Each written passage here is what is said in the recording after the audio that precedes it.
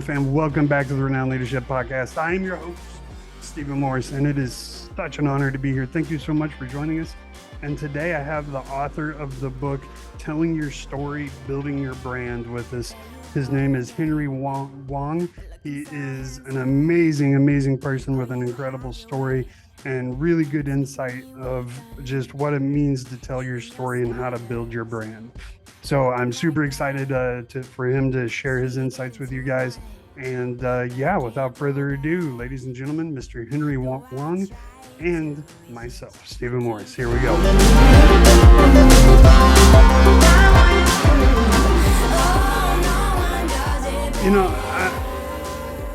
One of the things that I struggle with the most when working with clients that are starting a new business, Henry, is that they don't want to put themselves out there. They want to hide behind a logo or behind or what are those computer generated avatars, of course. Avatar, yes. They want to hide behind the avatar. But I always tell them, like, you need to be the face of your brand, right? Like, you are your brand, and if you're too ashamed of your brand, like, to put yourself in front of it like that, because that's the message, right? Like, if I'm not putting my face to my brand, I'm sending that message kind of subconsciously that I'm not proud of my brand, right? How important is it to put yourself with your own brand? It really depends on the nature of the business itself. And we know that many people come from all walks of life. And so from a personality point of view, you could be a total extrovert. It's very easy to put yourself out there, and you enjoy that prominence that comes with being the founder of your company. There are other people who are, just simply have come up with a great product, who are, let's say, engineers or enjoy the process of manufacturing. And that's really what they do best. And sometimes they create a company brand around someone else or around having other people take over. But there's a power that comes from exacting your founder's brand, which is you're putting yourself out there. You look at the most powerful brands that have been invented, the ones that come to mind. And if we did this exercise where I said, name your favorite brand or name your top favorite brand, inevitably, things that come up with are typically Tesla, Apple, Facebook, and the like. And these are all founders who have put themselves out there. So there's a powerful equation that comes along with it, that if you can tell a story, put yourself out there, your brand comes along with it, because they're so well intertwined. Yeah, I love that. And you're absolutely right. And I do tell my clients, like, look, like, it isn't impossible to build a brand around a logo, right? Like Nike or something like that. However, it makes it much more difficult because people relate to that personal story, right? That comes with who you are. And it really does, doesn't it? It's all about that emotional connection. So if I begin telling you a little bit about myself, or I begin connecting with you through something I share, suddenly you're more vested and much more interested in what I have to say. right. And of course, we only start spending money when we have that know, like, trust factor. And just to add to what you said, that story, that personal connection speeds up that whole know, like, trust. I feel like, does it not? Yeah, and sometimes people are reluctant to get back to what you commented on earlier. Is that, well, I don't really have an interesting story, or I don't really have anything to say, or I'm so boring, or I don't really, have that a powerful personality to be out there. But I think within all of us, we have a story. We have a start, a beginning, and a middle, and hopefully not too long before the end, or not too far before the end, where we can share with people what we're really all about. And I think that, again, is all sort of intermixed with trying to put your company out there in some way. Right, absolutely. And another common problem that I see, especially with young entrepreneurs, is when they're building their brand through their story, that it kind of takes on a persona of its own, right? Which is bad Yeah. because we need to be authentic. People like authenticity. Their BS meters can detect when you're not Mhm. being authentic. People are not stupid. So what's your best advice for someone trying to grow their brand and maintaining that authenticity through their story? Well, I think that's a key part of it. And Shakespeare said it best, didn't he? You know, to thine own self be true. You really have to be true to yourself. And if we use the examples of Elon Musk, he's not 100% loved by everybody, but a lot of people, enough to keep his company as a success, do love him. You know, the things that he does may be a little bit off kilter for some people. His beliefs may not align with it, but he's certainly true to himself. And I think that's important. As long as you have the proper connection to what's most important, which is your customer. You know, there's inevitably a group of customers who or stakeholders who definitely buy into what you're saying, and being able to stay within that, I think, is really key. It doesn't mean that you have to manufacture something to go outside of it, because I think that can create a lot of disharmony, as you can imagine, when you've created a persona that isn't yourself. And we often see this with even with actors, so they become so intertwined with the roles that they play on screen that when they're there themselves, the audience can't really accept it, or they can't take it on themselves. So I think for your own personal well-being, it's important that you just stay true to yourself for that manner.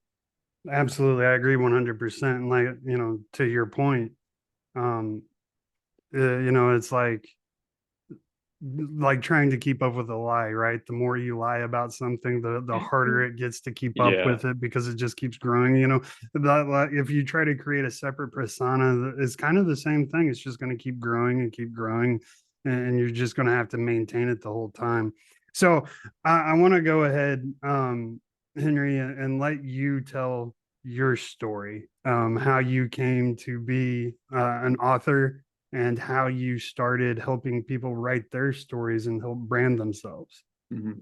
Well, I think that the latter part of that has really been my business. I've, in spite of my boyish looks, I've been in this business for well over 30 years, having worked for major ad agencies. And what I found was there's a certain discipline in putting campaigns together and building brands and that. And how I got into the personal side of it was there was a group of sort of backroom guys who were supporting a politician for one of the levels of government. And they said, love the work that you did on Toyota, would love to see what you can do for our candidate. And it was the first time I thought about applying a lot of the same discipline to a person. And pause for a second. I realized it's one and the same. You're really positioning yourself as a product. So you're looking for the best way to establish those key features and benefits, and looking for a way to wrap it up in a story, and looking for the best medium in which you can project it, and the best sort of style, which is the design. So all of that is very, very related to how you create a personal brand. So if you have that sort of discipline, it can be applied. And so that's how I began working with any number of people. And these range from CEOs of companies through to certain TV personalities and politicians and celebrity chefs and the like. And it's been a super fun process because each person really truly has their own story. But how I got to writing this book was, of course, during pandemic. In my city in Toronto, things were locked down for a while. So I thought, okay, what am I going to do with my time? So I took every Saturday morning to begin writing this out. And before you knew it, I had a book. I had enough chapters that I could submit to a publisher, and Business Expert Press picked it up. And from there, I have this book that was just released recently. But it was a fun process. But I'll tell you, it was one of the the outcomes of COVID, just having a little bit more time to be able to devote to this craft. Yeah, it's funny because COVID sparked many of changes in people's lives. whether it's working from home permanently or starting your own business. The COVID uh, inspired a lot of people. I mean, I'm not saying it was a good thing, but Hmm. good things did come from it. I guess Um, that's that silver lining approach. Yeah. How yeah, about for yourself? How did things affect you from your side? I was, COVID didn't really affect me at all. I did what I wanted to do. Yeah. I didn't. Of course, I respected everyone's boundaries and tried to maintain, what they wanted, but at the same time, not limit myself.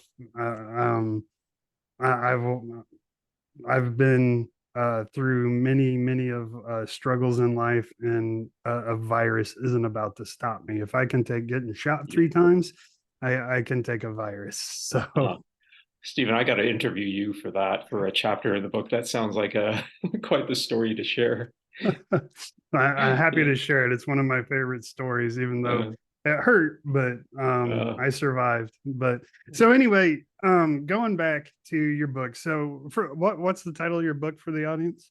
Yeah, telling your story, developing your brand, and it's really a personal brand playbook. Fairly easy to read, and I've kept it very conversational. So, there are no shortage of business self help books out there, and I think it was important for me for people to be able to read it. Let's say on a long plane trip. So it's not that it's short, but the idea is to have digestible bites and elements that just make for an interesting way to share my little lessons along the way. So if people are interested, I think they would hopefully enjoy it. And the other part of it that I want to share was I realized that as I was building up certainly my firm and the work that we do, there are a lot of people out there who just really don't have the budget to hire someone like me to help create a brand, whether even if they have a small company. So it's really my hope with the book to, allow people just to follow the process, pick up some of the tips, and hopefully apply it to their day-to-day lives in business. Yeah, and I love that because it is definitely an acquired skill. It takes many years of practice Mhm. and training and education, I would say, before you could call yourself an expert at it. But for a young entrepreneur, you don't need to be an expert. You need to, you just good enough. Just understand a few basic principles. At least in my experience, that's how it's worked for me. Yeah, I think that's Um, very true. Very true. Yeah. right. So I love that you're giving a playbook. And so my my next question is the elevator pitch, Mhm. right? Because I can't tell you how many entrepreneurs I've talked to, and it's like, tell me your elevator pitch, and they just look at me like, Yeah. like Yeah, the elevator is stuck, or it is a very long elevator ride. And we see this in a lot of networking events. Many of us go to events where we're asked to, you shake a person's hand. You used to hand out a card, but now the inevitable question is, well, tell me a little bit about yourself, or what's your story? And so people are often at a loss for words because they haven't really thought about what their story is. And there's really two sides to a story if you think about it. The one that you're telling, meaning the one I want to share, and then the one that's being received by the other person. So, much like any sort of commercial story, whether it's a movie or a book, you may have something to tell, but is it interesting to people? So you're trying to balance two sides of the equation. What can I tell you today that might make it a little bit more interesting, or can stimulate more of a discussion? So an elevator pitch, if you think about it, and that whole, for those who aren't familiar with it, it means simply how what can I tell you within the an elevator ride? And what that means is how can I give you a short treatise to what I'm all about without having to belabor everything and bore you along the way? And in advertising, we often think of it in terms of a billboard, because if you could express your idea in a billboard with a simple visual and a simple set of words, in a drive-by fashion, then you've covered your story. So it's the same principles that I apply, particularly in the book. We go through a couple of exercises to try to get to the heart of your story. How can you tell it in 6 words or less? And how can I tell it in maybe even a single word? And that single word really establishes what you're all about. And why that is important as an exercise is when you get to that, now I understand what I'm all about. Because if I can sum it up in those few words or in that sort of short sentence, now I can expand upon it because that's a core theme and the core structure of my story, and I can begin building upon it. Absolutely. And so when it comes to developing your elevator pitch, you already mentioned, they either get stuck or they're way too long. What are how is the easiest way to break it down to where you aren't where you get those 6 words? Because I know for me, whenever I was going through the process, it was like, well, I need to say all of this. Without all of this, it Mhm. doesn't make sense. Yeah, and for anybody who's gone through the exercise, particularly with a company where you're trying to even write a mission statement, let's say you get a bunch of people together and everybody's feeding in words, and suddenly you have this huge paragraph that is more of a mission tale than it is a mission statement. So the way I think of it is very much like a piece of sculpture, because you often begin with a block of marble or a block of stone, and you have a lot to work with. And what you're doing, if you think about what you end up with in terms of a statue or that piece of art, is the inessentials just removed. So all those extra things are removed, and you're left with this beautiful work of art. So do start long, do start as long as you want, and you begin to center on what the core theme is of the story. And that becomes a little bit more of the essence of it. And again, this is why it's important to begin with those 6 words, because then it gives you the discipline to be able to put it together. Oh, but I got to tell you something. How I came up with the idea of the 6 words was really, and I never knew if it was a true story or not, but I heard it about Ernest Hemingway, how he was in a bar once and he bet a guy next to him for, I think, a shot of tequila that I could write a story in 6 words. And the guy took the bet, and on a little paper napkin, he begins writing, baby shoes never worn for sale. And that was it. But if you think about it, that has everything built into it, drama, and you begin filling in things in your head. That's an amazing imaginative story, and you begin inputting your own thoughts into it. So if you think about it that way, you're looking for a way to intrigue people and connect with them by getting to the essence of what you're all about. So the mistake that people often make is they think of an entire story as a beginning, middle, and end. And sometimes it's only one aspect of that that's most important, but by understanding it, you can pick the best of it. So often I don't need to tell you where I was born, my upbringing, my school, how I started this company, the things I went through. Now, here's where I am. That's more of a resume approach. What they're often looking for is, what was the inspiration for what got you here? What are you into? What is your level of interest in this? Why did you do what you do? And I think that why is particularly important because it often gives the motivation, which is often more intriguing. So while we talk about story, it doesn't necessarily have to be a linear story. It can just be a snippet of it that you can share with someone to get them more interested. Yeah, 100%. And one of my favorite books is Simon Sinek's Start with Why. Mm-hmm. And any entrepreneur listening to this, if you haven't figured out your why, stop right now, stop what you're doing, and go figure out your why. Your why is the single most important thing. It's more important than your elevator pitch, your story. Your why is that's what creates everything you do from here on out, is that why. Um, Absolutely. It gives you the motivation for why what you've done till now. And by sharing that, and you can turn that into a story if you like. So I think your original question was, what happens if you have a long story and you're trying to figure out how do you figure out to tell your story? So again, one of the exercises I take people through is just be able to list your traits, what you're all about, and that could be input from other people. It could be input from previous colleagues, bosses, friends, and family. And what you do is you're forming a compilation of that. And if you simply put it on post-it notes, for example, and look at a hierarchy, a big triangle, begin papering it on the board, and you'll find that there's often a key theme or a key set of words that begin to appear at the top.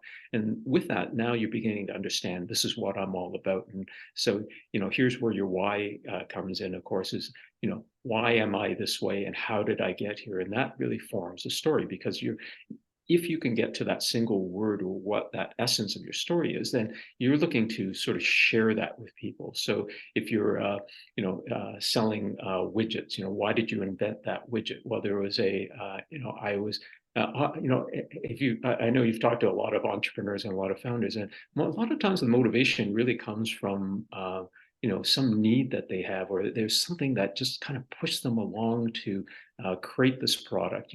I needed something that would keep me warmer. I wanted to take a better photograph. I wanted a better way of cooking a hamburger.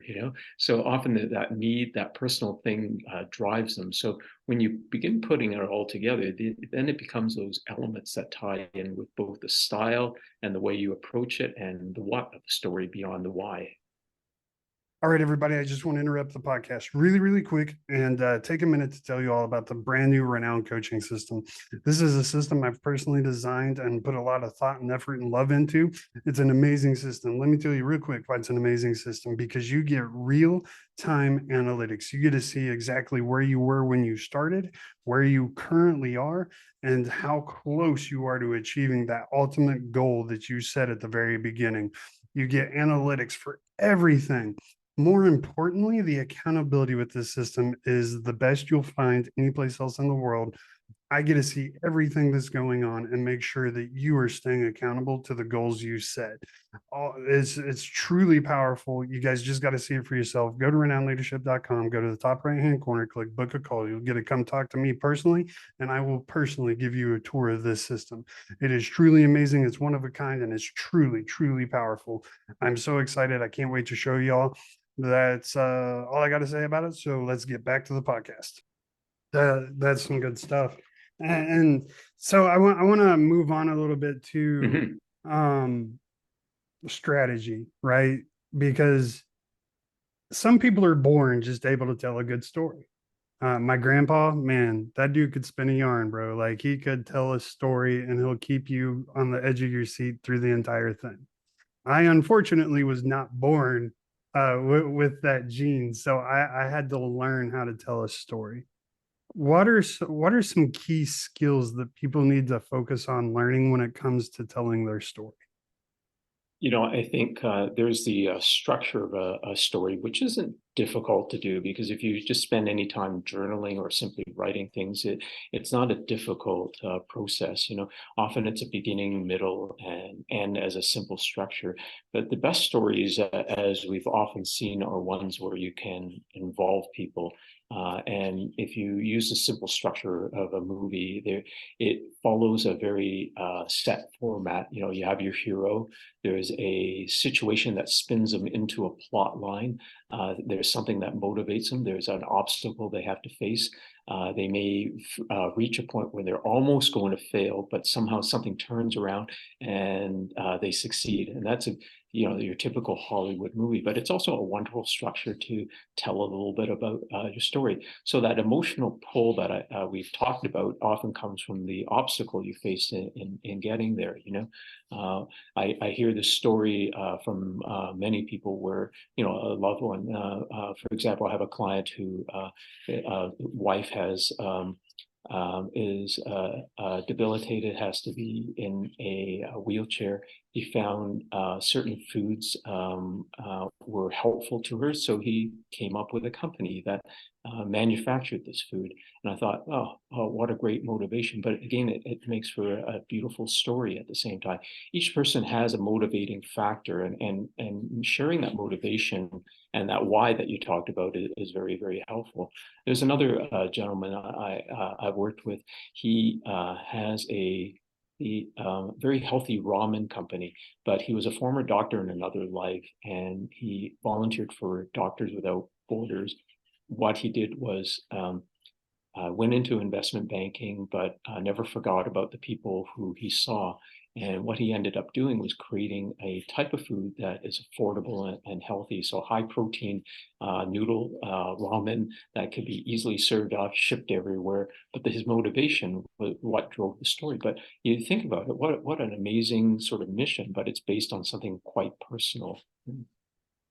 Right, absolutely. And that was actually going to be my next question is our morals, our values, our pain, Mhm. our struggles, those that going into our story is key because correct me if I'm wrong, that's what ties people to our story emotionally, which you It already kind of does. touched on.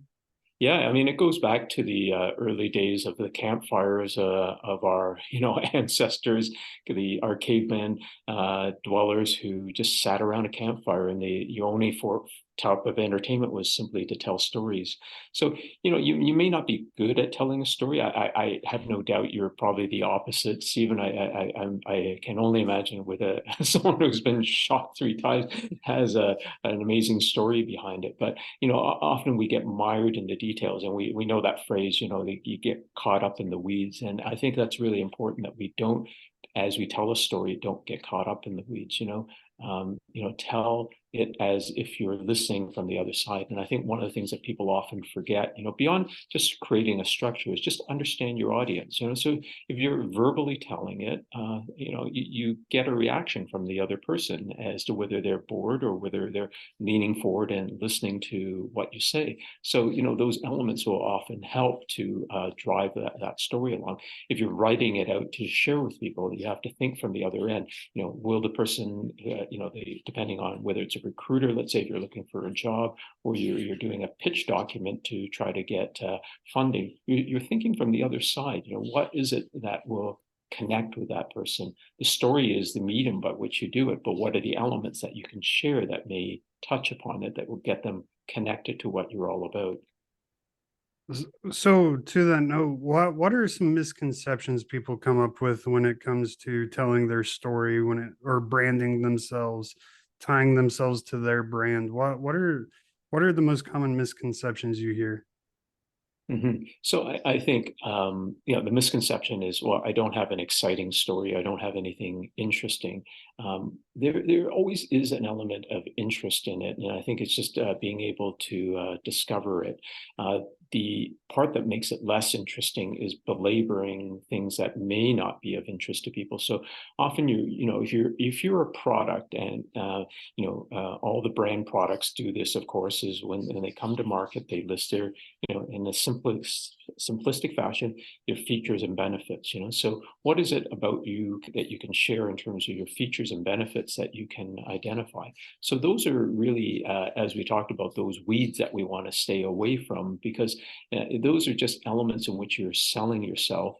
But what you're looking for is a way to string it together to make it a little bit more interesting. So if you have, let's say, a current movement of late, in food, for example, is just finding things that are functional, and often that's driven by your motivation to do something. So you may have come from a fitness background, or as a 98-pound weakling once, using the Charles Atlas example, and I took on this exercise program, and I began working out until I became the hero on the beach.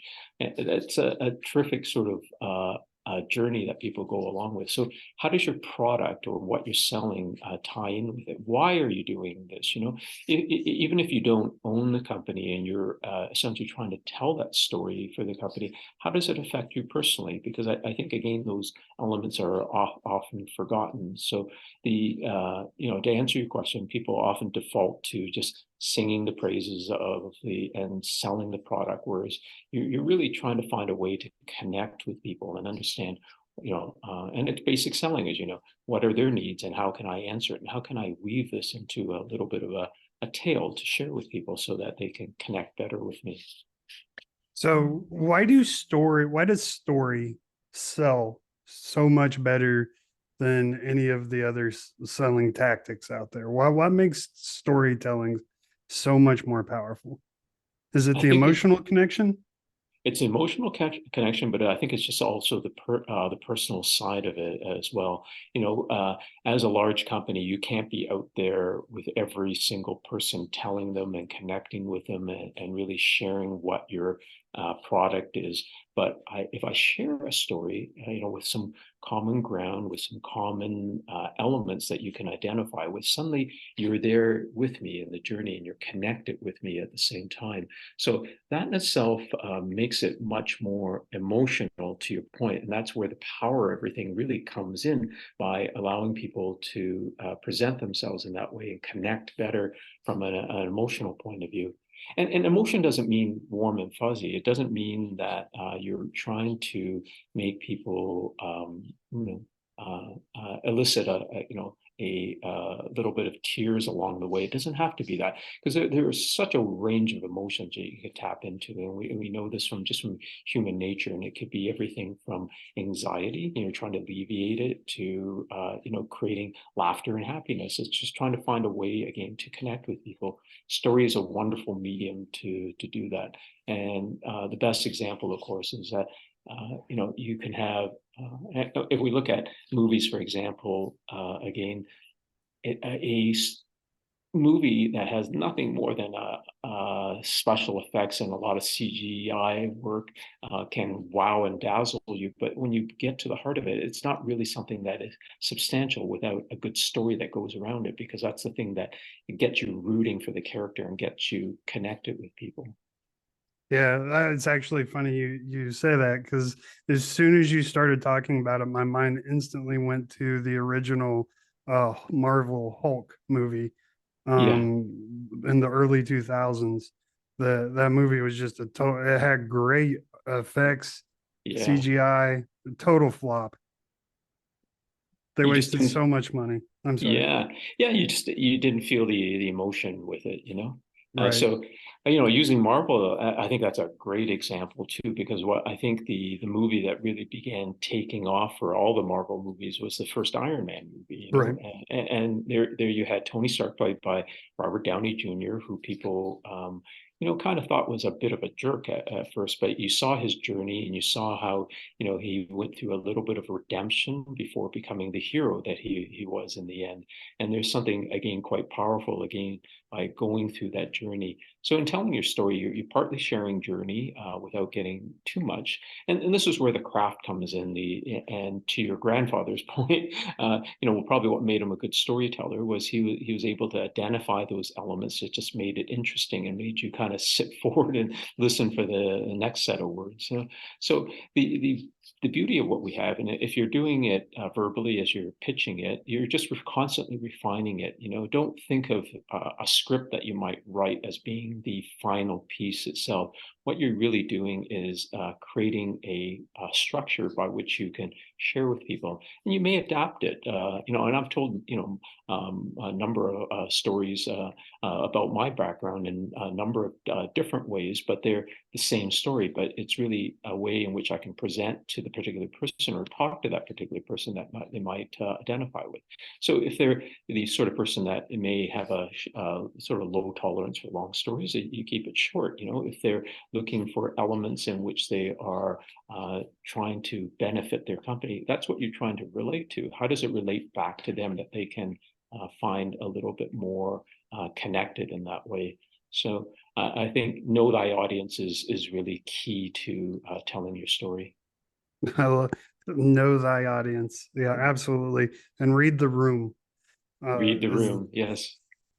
100%. And You know, one of go ahead. Go ahead. Oh no, no. I was just going to say you talked about something quite interesting before, and that is how COVID didn't really affect you, but there I think one of the fortunate things is that you have you're really well versed in being able to uh, play to the camera, work the mic, because this is the life that you've created, and the your ability to talk to people online. for a lot of people, this represented a whole new dynamic because suddenly what they could do in person, if they were telling their story or sharing their pitch deck or providing those elements, was all done in person or done through a different sort of medium. Now, if you think about it, we have to take on a different skills. I have to be camera ready. I have to be able to understand my audience without being able to read the room, even though they're not here, because we're talking through a camera. And so much of business is conducted this way, it becomes a lot more intimidating for people because you have no sense of how they're reacting per se, other than maybe this little thumbnail. Or if you're talking to an entire group of people, you don't have that same sort of energy that you can often feed off in a larger auditorium, let's say. Dude, you have no idea, man. So when I left the military, the army taught me how to do public speaking. I did some public speaking and representing the army towards the end of my career, Oh, and excellent. I love public speaking, man. Like I love public speaking, and that is because I'm such an extrovert. Mhm. Excuse me, that I love just being in front of people talking. I have their full attention. I can feel their energy. They're just constantly feeding me. The more they laugh, the more they engage, the funnier I get, the more excited I get. Yeah. Like It, it it, it just encourages you, doesn't it? You know, when right. that first laughter or first reaction, oh, I got the room, and then you can go from there. Up until then, don't you find that you're talking, but you're not so sure about the audience, but that first reaction makes a world of difference. So, but Absolutely. when you're online, you don't really have that reaction until post afterwards, where maybe people might send some notes back to you and that. So it's a different skill set altogether, and it just I think no doubt you've worked out certain techniques that help people, but I think talking to camera like this, all you can do is just imagine the audience and that they're reacting well, and that you're talking in a connected way that hopefully will keep them engaged through this conversation. Right. And that's what I was leading to is when I started doing this, oh Hmm. bro, it was horrible. It was horrible. You should go back and listen to my very first podcast. This Yeah, sucked. yeah. Like I was not good. I wasn't energetic. I was very monotone. Um, and it was just hard for all those reasons you just mentioned. And like before we started, I counted down, right? Like three, two, one. Like that has nothing to do with equipment. That has nothing to do with you. That is simply me counting down, getting in my own head to amp myself up and give myself that energy boost that I would normally get from the Mhm. audience. And you're absolutely right. I had to figure out a way to work the camera, talk to the microphone, and be okay with the fact that I'm talking to an empty room, basically, and just carry on with the same amount of energy that I would normally have if I was talking to 1,000 people. Yeah, but don't you find, Stephen, that there's no real secret to it. It's just doing it, isn't it? There is no Mhm. magic formula. People, you can read books, you can get coached, you can follow techniques and that. But until you begin doing it, you really don't get that opportunity to practice. And I think that's really what it is. You talk about the so-called 10,000 hours of practice that makes you an expert that Malcolm Gladwell has written about. And that's exactly what you've done. So your first podcast may not be your best, but certainly you get better and better, and you refine yourself as you go along. And I think that's the same sort of application that people can use in telling their story. So the first time you tell it to a room or you pitch people, you'll find there may be some roughness to it. And I think it's being self-aware enough and being objective enough to know that, hey, I did pretty good, or oh, that wasn't so good. So I'm going to, rather than look at it as failure, as we know in business, the best thing to do, what can I do better next time? And I think that's the often the key in terms of putting it together. So I think for a lot of people, it's just simply being able to get the opportunity to share it. So the more you do it, the better you get at it. The more you do it, the more you can refine it. Absolutely, 100% nail on the head. I just stuck with it, and it was hard, man. It was hard to stick with it. I would be editing my podcast, and I would spend hours editing, trying to Oh, make it just to get it sound, right. just Yeah. to make it sound a little bit professional. And it's funny because someone will compliment me on my, like, hey man, I love your podcast. I've listened to you since the beginning. You've come a long way. You're doing really good. And it's like, whatever. And the reason I say that is because to me, I didn't get better. I just stopped caring so much. Like, it is what it is. You like it or you don't. You like me or you don't. I don't care. Like, this is my product. I think you've identified probably the hindrance for most people out there is the worry about, well, what if they don't like me, or what if they don't like what I have to say. In the end, you got into business for a certain reason. It wasn't always necessarily to please the crowd, and you have a mission, and you're looking to make a change in the world for whatever reason, for whatever product that you're creating, and that's the core of it. And if people, there will always be people who will be your advocates, and I find this to be very true, because the more passion you can put into it, the more that you believe in it, the more other people will. Because if you don't believe in it yourself, and it's not believing in yourself, it's believing in what you're doing that makes a world of difference. If you believe in what you're doing, people will gravitate to you for that very reason, because it's so infectious, it's so powerful what happens. And we've often seen this, even, if you, I hate to talk about notoriety of cult leaders, but if you look at even the people like a Charles Manson, for example, terrible person, but so impassioned and so strong in his beliefs that he had people following him, even though it wasn't necessarily anything good that became of it. But if you truly believe in what you're doing, other people will too. Absolutely. And that's what I had to realize ultimately is no matter what I do, no matter how perfect I am, there are always going to be people that are haters. Always. Mhm. Yeah. The very first blog post I published, the first two comments I got were about how bad my grammar was, Oh which no. is Yeah. which is Yeah. funny Mhm. because for two reasons. One, I'm actually a pretty good writer. English is definitely my strongest subject. And two, I used two separate AIs to filter it to make sure it was good. So I'm 99.9% sure my grammar was not as bad as they were saying. But they just lit me up, lit me, cussing at me, call all kinds of names. It was just horrible. And Yeah. that almost made me quit, but I had to Uh, stop and be like, look, they wasted their time out of their life to insult me. Like, yeah. how sad is that? Like, It is, why do isn't I? it? Yeah. So I just ultimately developed this, just, you know what? People aren't going to like me, and that's okay. I'm not for everybody. I am extremely energetic. I am Mhm. extremely in your face. I am a very rough person. I was in the army for 16 years, man. Like, I am just aggressive. And not everybody's going to like that. That's okay. That's fine. But there are, like you said, people that are going to resonate with me, and they Yeah. are going to find me and they're going to follow me, and I am going to be able to help them and make a difference in their life.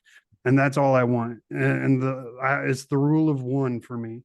If I can just help one person, everything I've done has been worth it. I think you're absolutely right, because we're put in this world often looking for some sort of purpose, and if we can have a positive effect on somebody else, that is infinitely so rewarding. So I think that's really what it comes down to, and each of us have those people in our lives that truly support us, and I think that's really what keeps us going and what makes it important for what we do. But it is human nature at the same time, isn't it, Steve? And that somebody makes an offhanded comment. How can you not react to it? Should I jump in? You see these ongoing battles on Google reviews, for example. Where the owner of a bakery shop will constantly react back to the customers because they're providing negative criticism. So that can mire you and slow you down. And if you think about And the good thing I think about what you learned is just your discipline, having been in the army, and then if you stick to your path, you stick to your mission. These are things that are just meant to be distraction because you have a more purposeful, bigger goal to set. And I think for many of your audience out there who are trying to create a enterprising business, that there's a mission, and sometimes there will be detractors, but that shouldn't sway you from what you're doing, because ultimately you're trying to create something that has some purpose and hopefully some benefit to people's lives. Amen to that. Absolutely. So, one of my, we're coming up on time, so Mhm. I have to get this question in, and that is, so we've talked about the power of storytelling when it comes to your brand and when it comes to selling. Now, I want to hear your take on the power of storytelling when it comes to your leadership capabilities.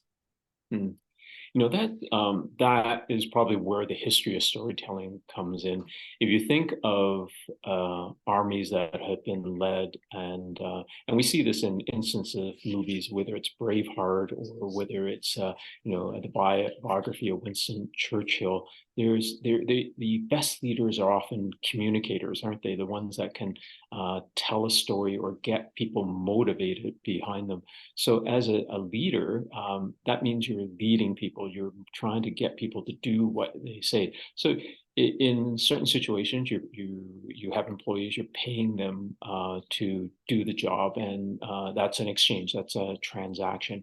But if you're looking for them to maybe jump into a fire with you, getting them to understand why you're doing this, and creating that story and mission and sharing that with them is the way in which people can connect with you and jump through that fire with you. Because beyond that, then all you have is really just a business relationship. And the vested relationship often comes from the emotional connection. And it goes back to the very thing we talked about in the beginning, which is story connects with people. Story provides that emotion. Story shares that element about you that gets people motivated. So as a leader, you're looking for ways in which you can motivate, get your forces going, keep people going even in the darkest hours, celebrate when there's successes at the same time.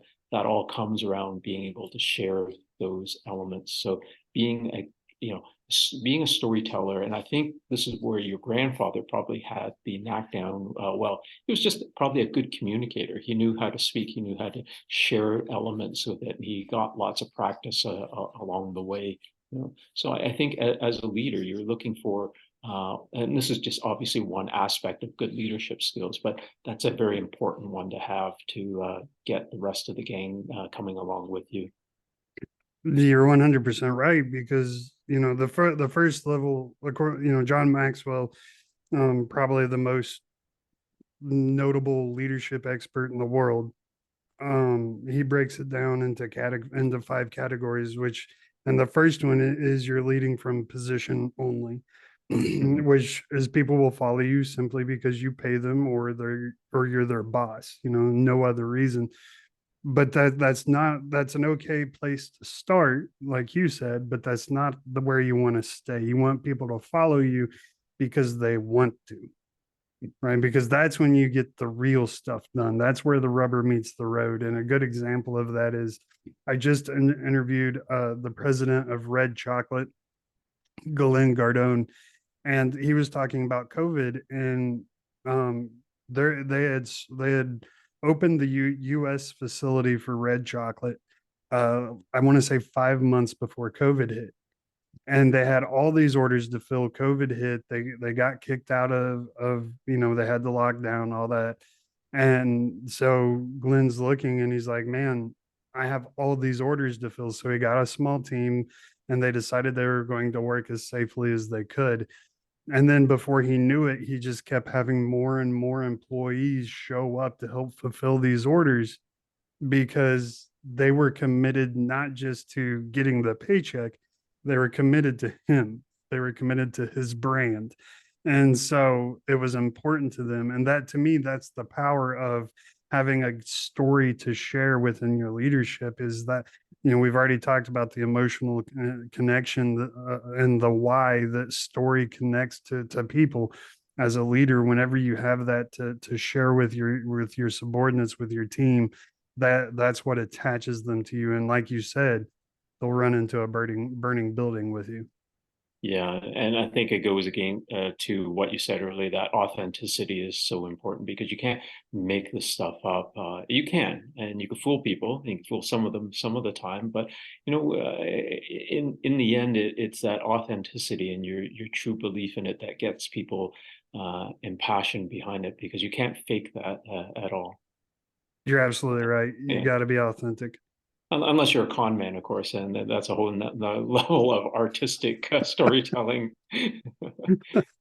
So, uh, writing a book, man, like that we've already talked about it a little bit, but that's one of the most daunting things that I want to write a book eventually because I have some great stories to share, and I think some great insight to share that I think people would enjoy.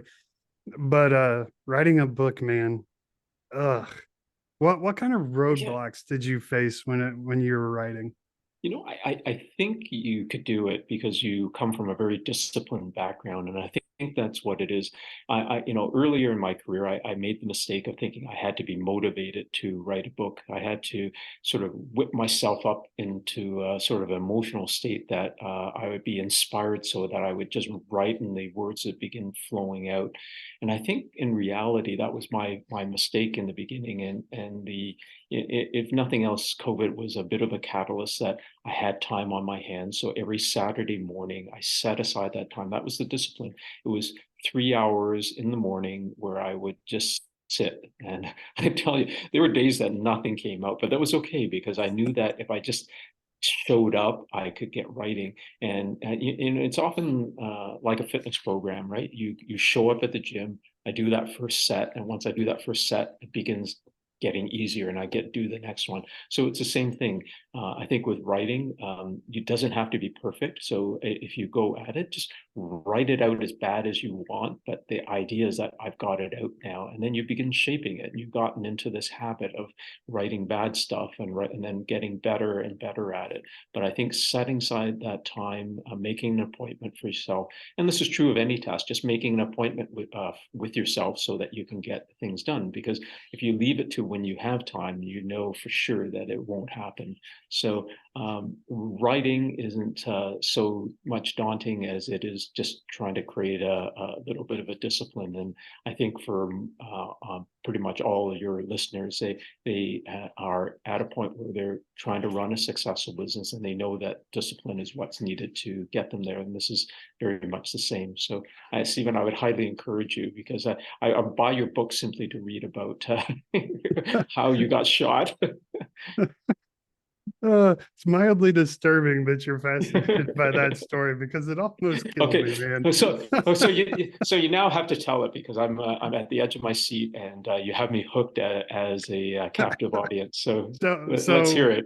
I was in Afghanistan, and I was getting out of a Humvee, Mm. and you've seen on the rifles the slings that go around your shoulders. So, they had made us start carrying or putting slings on our weapon, and for the entire time, I'd never had a sling on my weapon. So we're going into this village, and we get into a little bit of a firefight. Nothing major. We didn't stop. The rooftop machine guns took care of them. And during that time, though, the 50 cal gunner needed a new ammo can, so I tossed him up an ammo can. But what I didn't realize is I had knocked an ammo can off onto my sling. So we get stopped, and we're trained to get out of the vehicle with our weapons first. So if someone comes at us, we're able to engage. Well, as I'm getting out of the vehicle, my sling got caught under that ammo can and pulled my weapon back into the vehicle. So I get in, I fix the problem, and I stand up. And when I turn around, there is an insurgent standing there about 5 meters from me. And he just raised his AK-47 and sprayed off a bunch of bullets and hit me Oh three man. times. Oh man. And one hit me in the stomach, went through my Kevlar, through my stomach, just below my belly button and out my back. Missed everything vital, thank God. The second one hit me just above the heart, but my plate stopped it. But it did a massive amount of damage, broke 9 ribs, my sternum, stopped my heart, collapsed both my lungs, broken rib punctured one of my lungs. Holy Um, smokes. and then the one that I had one hit me in the shoulder that broke my clavicle. It ricocheted off the Kevlar, so it didn't go through, but it hit me hard enough to break the bone. So it was rough. It was rough. Man, but I'll tell you, you're one lucky dude, to come out of that alive, because it could have been much, much worse. Oh yeah. Well, the one that hit me in the chest, that it literally would have hit my heart. And there's no surviving that. That would have killed me. Uh, So yeah, yeah, yeah. That's well, why I'm here. yeah, and I'm very thankful you are, because it's been a great time hanging out with you, just sharing little bits of our background and our approaches to life. Absolutely, brother. And I really appreciate you being here sharing your book. So my final question for you then is what are readers most what can they look forward to gaining? What wisdom can they look forward to gaining from your book? Uh, well, hopefully there is some wisdom. I think it's a little bit of a perspective. It is a book about storytelling for your own brand, so it's hopefully at the same time readable and entertaining enough as I share a little bit of my own story through it at the same time. But I think it's sort of tip by tip, chapter by chapter lessons that can get you to the finish point. And I think it's just understanding the power of story first as a theory, and then how to pull it together for yourself. And if, again, to your point, if it could help someone out there, I'd be very, very happy. So I am glad I wrote it, and I'm glad to be sharing. And I think, I heard this from a business owner once. You spend the first part of your life managing people, and then as you enter in sort of the later part of your life, you become a manager, but more a manager of inspiration. So hopefully this will inspire people to shape their story, to tell their story, and maybe be a better business person, a better leader along the way that can have the skills from this. Absolutely. And I support that 100% because we are all about being better leaders here at Renowned. So tell us how we can find you, get a hold of you. Do you do public speaking at all? I do. Yeah. So that's one of the fun parts of writing a book is that suddenly people are a little bit more interested in what you have to say. And so, yeah, available. You can find me on henrywong.co. My book is on Amazon and Barnes and Noble. So just simply look up the title against my name, and hopefully, if it resonates with you, yeah, do reach out and grab it, and hopefully it'll help someone along the way. Absolutely. That's awesome. And as always, everybody, of course, I'm going to have links and to all of Henry's stuff in the bio and in the show notes. So just go below, and his website will be there. A link to his book will be there. And you have a podcast too, right? Yeah, what's it's a sort of a reverse podcast. So I run a branding agency, and this is for products and services, and occasionally people who have the resources to do it. So my own sort of marketing tool is to create a different sort of podcast. So I have different guests interview me, and what that does is give the outside world really a perspective on how I run this business and what they can expect in working with me. It's been a very effective tool because every time I seem to put one out, more and more leads come out. So, and that in itself is a little bit of a lesson in marketing, because you can do a lot of the same of what everybody else does, but sometimes looking for a little bit different, a little bit more unique can help you stand out in some way. That is incredibly interesting. Never even thought of that. That is a really good idea. Holy crap. That is amazing. Anyway, I'm gonna have the links to all his stuff in the bio and in the show notes. So make sure you click on them. Go give him tons of love, follow, and support. Oh, thank And you. make sure you're after you get done checking Henry out, you go to renownedleadership.com. Give me plenty of love and support as well. So Henry, the rule on this show is the guest gets to share the last bit of wisdom. So the final question of the day, sir, is what is your number one piece of advice so that people can lead like a champion? I think it goes back to a little bit of what we talked in the beginning, and that is to thine own self be true. And I think just stay true to your nature. Don't be what you're not, and the rest will follow. Be happy. Great advice. 100%. Be authentic, people. Because let's be honest, I already said it once this show at least. People aren't stupid. Their BS meters work. They're going to see right through you. So be authentic and build those personal relationships authentically. Henry, thank you so much for being here and sharing all your wisdom and just so much insight into the power of telling stories. I really appreciate it, brother. And I appreciate your time. And I'm glad you're here to share this with us. So good on you. All right, man. I appreciate that. All right, everybody, that's going to wrap up this week. And I appreciate you for joining us on the Renowned Leadership Podcast. Make sure you join us next week, and we will have another exciting guest for you. But until then, remember, everybody, lead like a champion. Bye. How I try to sleep, but you're deep in my mind. Got a hold of me. When I'm awake, I'm all blind.